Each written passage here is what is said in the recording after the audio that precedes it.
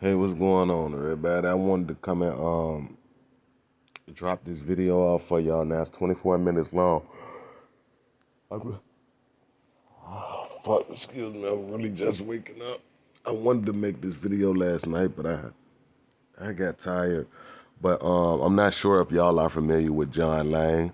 The story of him. Now, this is the most profound targeted individual case I have ever heard of.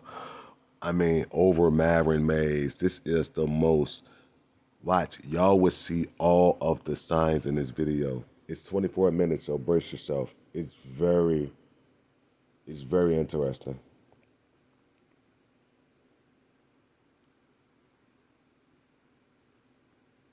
Suspicious death of a Central Fresno man has now been deemed a suicide. 51-year-old John Lang was found barricaded inside his burning home with stab wounds back in January. What is up, Ewu crew? Are you guys ready for one of the weirdest stories to ever hit the World Wide Web?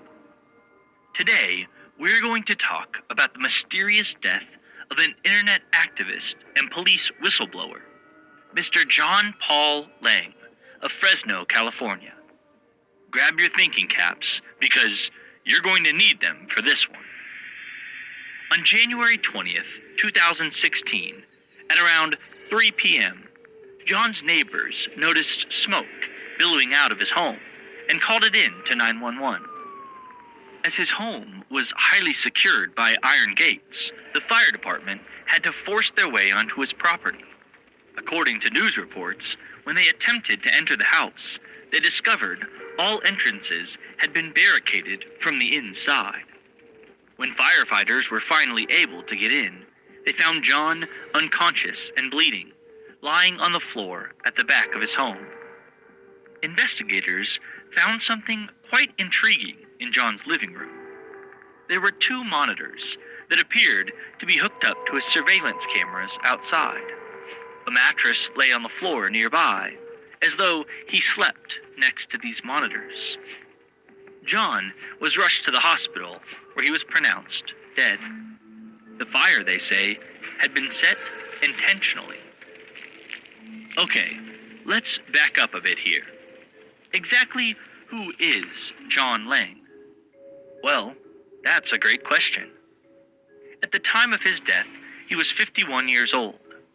Apparently, he was born in Ohio, but it isn't clear when nor why he relocated to the Fresno area. In fact, there really isn't a whole lot known about this individual outside of his activism. He said he worked at the local Payless Brakes and Tires, but we weren't able to find out what he did there. Internet searches also show two businesses being connected to Lang's North Van Ness Avenue address and his phone number. They were Lang Marine, a marine supply shop, and also the name of his YouTube channel. And the other was something called Valley Handyman. We also know that he was once married to one Alma Loosberg, and that together they had one daughter named Emma. From some of his online posts, we gather that their marriage had been on the rocks at some point starting in 2009. Court records reveal that Alma filed for divorce in August of 2011, and that it appears to have been finalized 3 months later in November. And really, that's all we know about this guy's personal life. There isn't even a single photograph of him anywhere online, which, in this day and age, is really just odd, don't you think? You'd figure we would be able to find a pic, or at least a little more information about him on the internet. Starting several years prior to his death, John became known in a Tower District community for his police accountability activism, and for exposing corruption within the Fresno Police Department. More specifically, he apparently alleged the cops were conducting an unethical and potentially illegal license plate scanning scam in low-income neighborhoods. Supposedly, they would patrol store parking lots, scanning license plates to see if they could find criminals and drivers of unregistered vehicles.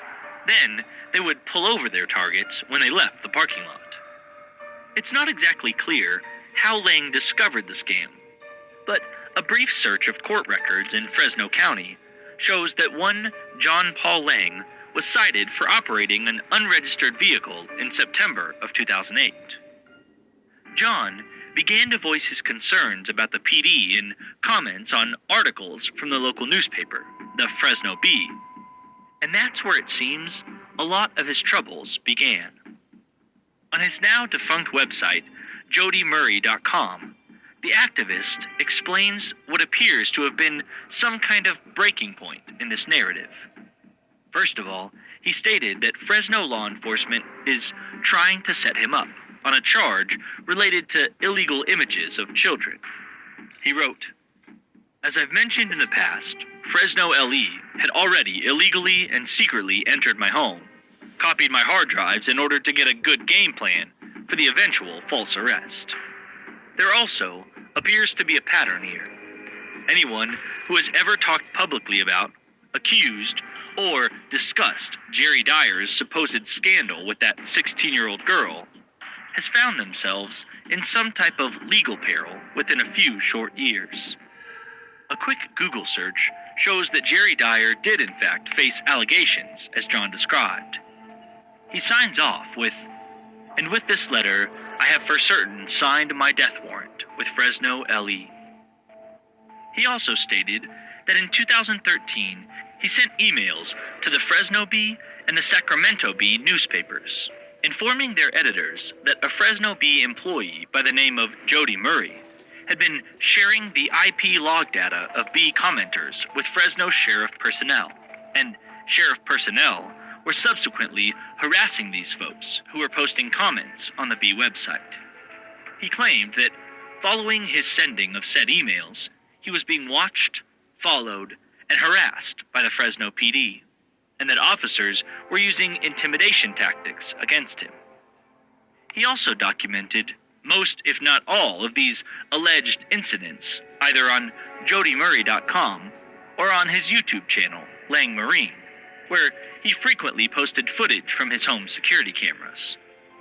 He also filed a complaint about it with the Office of Independent Review in March of 2015, which John claimed heightened the harassment from the local police. In one video, posted in April 2015, a dark-colored van can be seen parking directly across the street from his home. Its door slides open, and a man can be seen holding up some kind of large camera pointed in the direction of his house. Of course, that's not something you see every day. If it happened to you, what would you think? What would you do?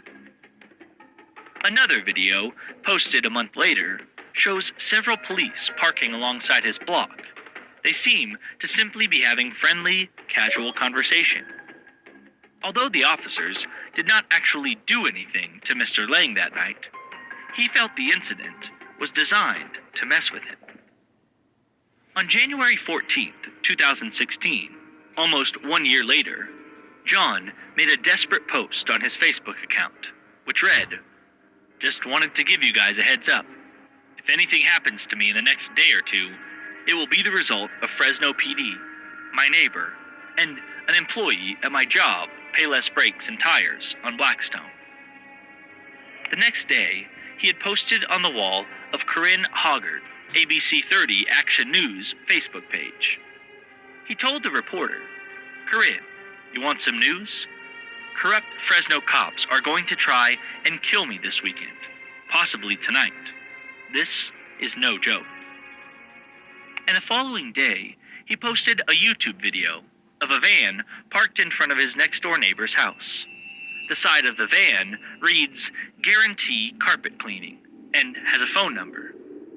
And here's where things get really, really creepy. Some people have said this business doesn't even exist. According to one YouTube comment, "Is anyone else weirded out that the carpet cleaning service has no location and their website has one sentence per page, no pricing, and no information?" Now, a man is seen exiting the van from the passenger side and smoking a cigarette before walking to the neighbor's gate to stuff a flyer into it. While many people thought the man was dropping the flyer into John's yard, it was his neighbor's yard. We'll pull up an image right now so you can see exactly where this man was standing. This is the little box that he stuffed a flyer into. Admittedly, the guy did look back at John's house several times throughout the video, even seemingly glancing straight into the camera at one point. A quick search about this company reveals that it was originally registered with the state of California in 2015, and that it was owned by a Clovis resident by the name of Zaki. And just last year, the company was dissolved. Now, back to the topic of whether his business is real and legitimate. Some people have taken it upon themselves to actually call this phone number, and to their surprise, someone answered. It was Guarantee Carpet Cleaning. They say the business is real. But according to one Redditor, Guarantee Carpet Cleaning's website was deleted right after John posted this video on YouTube, and only 3 days before he died. They stated, "I'm a little creeped out at this point. What the heck? Could this possibly be true? And if so, why?" Another Redditor claimed they called the mysterious phone number, asked about John, and got a peculiar response.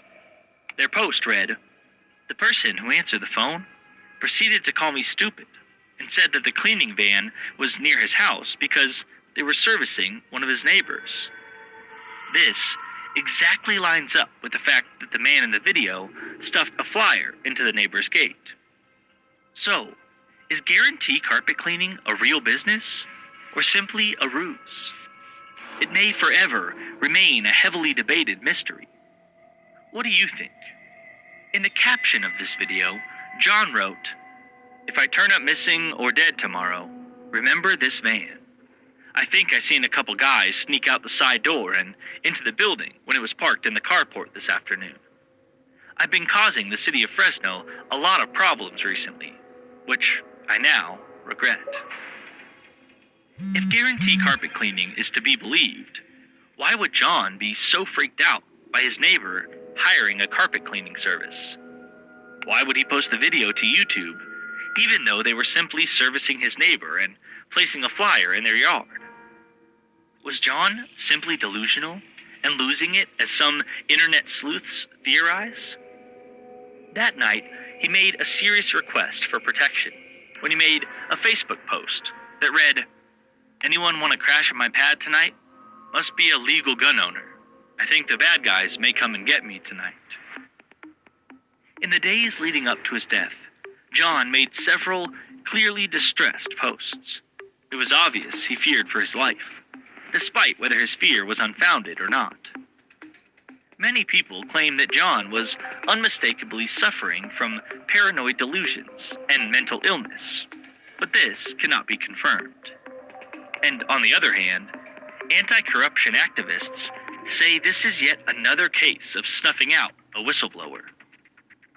So, when John Lang's body was discovered by first responders, Fresno Bee journalist Rory Appleton originally reported the death was suspicious and was being investigated by homicide detectives.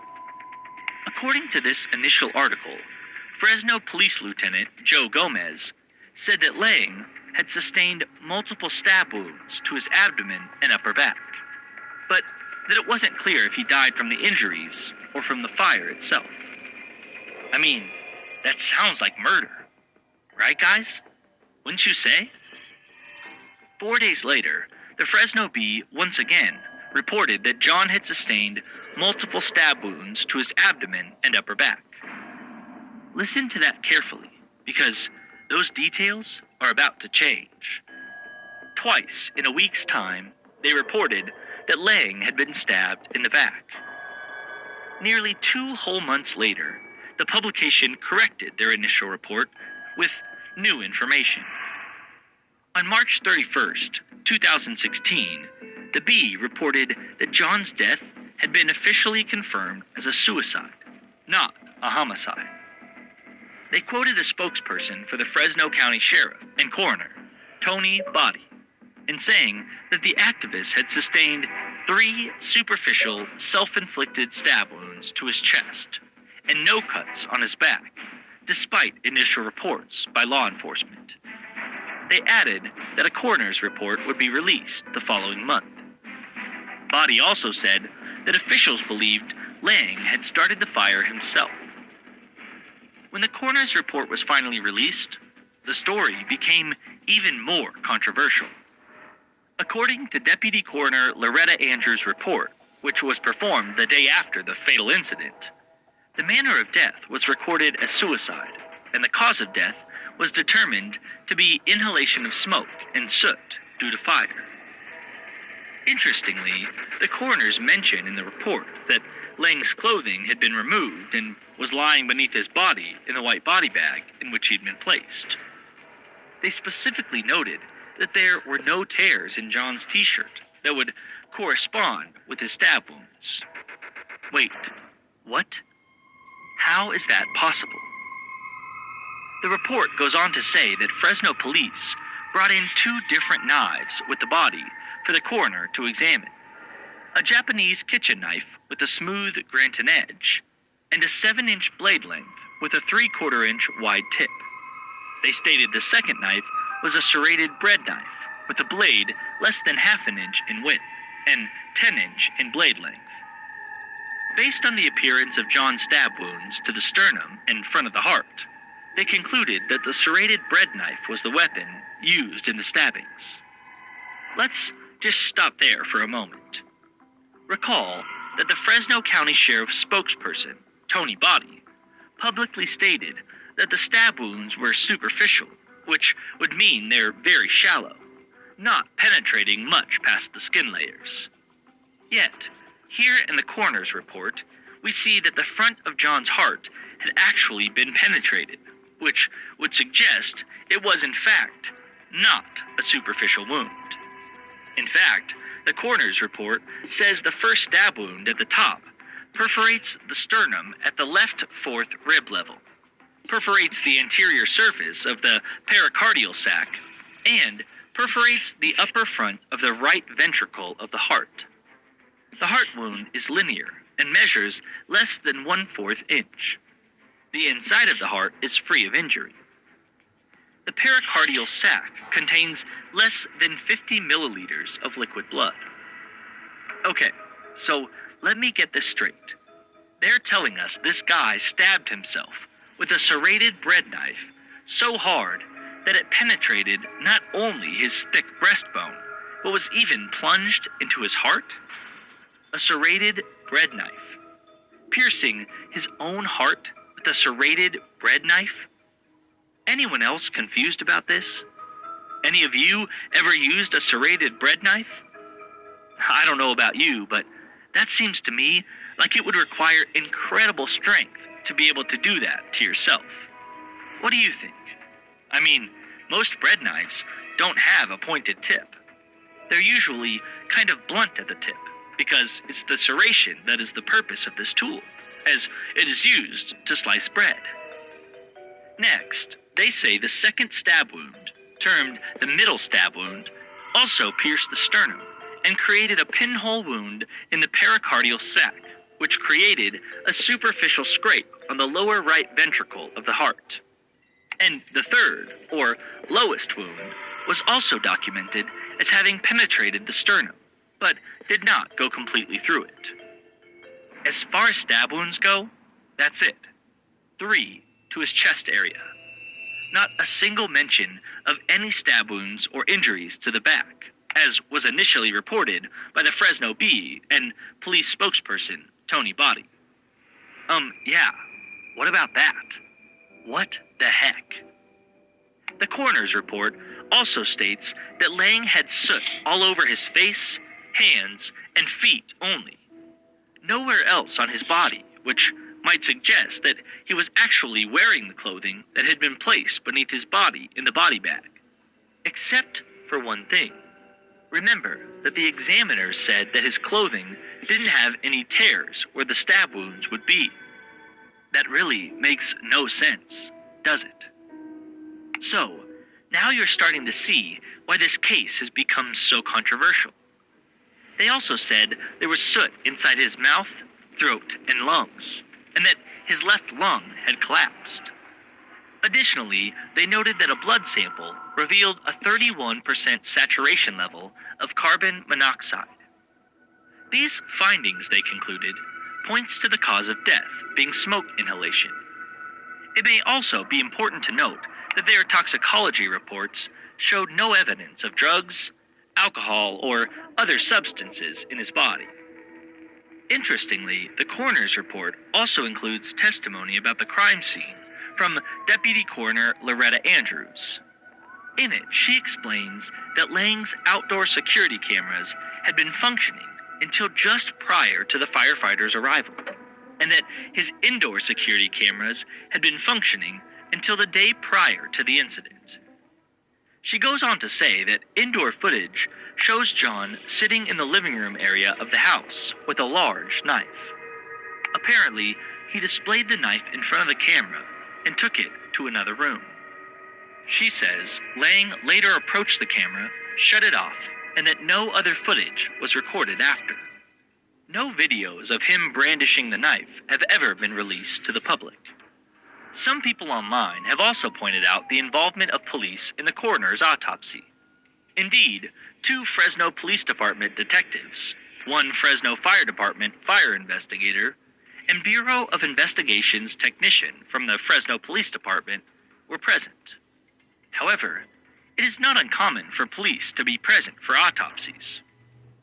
Wow, that's a lot. And a lot of it doesn't really make much sense. How did he get stabbed if his clothing has no holes from the knife? Why did they say he had been also stabbed in the back if he hadn't? Fresno police claimed it was a mistake and that incorrect information had been released to the press in the initial reportings. So, as you can imagine, this case has a lot of people worked up.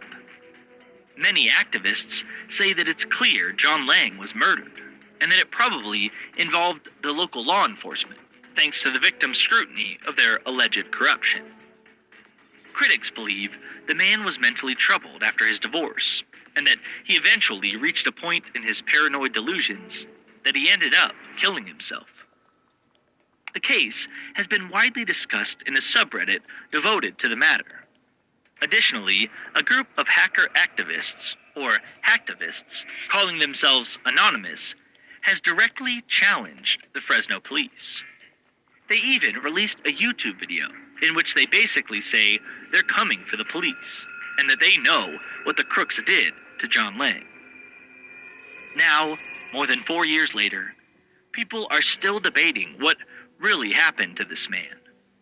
Can we really just pass it off as mental illness and suicide, when there seems to be so many discrepancies? If nothing else, you've got to admit, portions of that coroner's report really don't make a lot of sense, do they? And why isn't there a single photograph of this man anywhere online?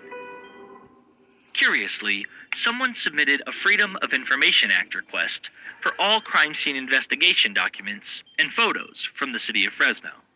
They objected to this request to the extent that they sought disclosure of documents not required to be disclosed under the investigatory records exemption, and disclosure of documents and information that are protected by the third-party right to privacy. Instead, they produced responsive documents with privileged information redacted and/or withheld. Unfortunately, no crime scene photos that could have shed more light on this mystery were released. As you can see by these documents, there were tons of photos that we may never, ever see. But there was an interesting tidbit found in the released documents. Do you think it's true? According to the fire department investigation unit's official documents, it is also my opinion that the person responsible for this fire is also the victim. There was no way someone could have entered or exited the home during the fire. John Paul Lang was the only person inside, with no way out. John Paul Lang had access to the supplies needed to start the fire. Under evidence, they stated physical, gasoline can, and lighter found in the AOO, area of origin. So, what are your thoughts on this, Iwu crew? What do you think really happened, and why? Be sure to leave us a comment down below and let us know your perspective on this case. Okay, I ain't trying to make this too long by now. This is, like I said, the most profound case of gang stalking. I mean, it was so evident that everything we were seeing in the video. I want to do another video breaking down the actual footage of this, but I'm pretty sure y'all get my drift. So it's like, if Fresno Police Department is willing to go through these lengths, it is crazy. He was a whistleblower. They started out the whole conversation or the whole video out by saying that this was, to me, one of the most profound cases of gang stalking.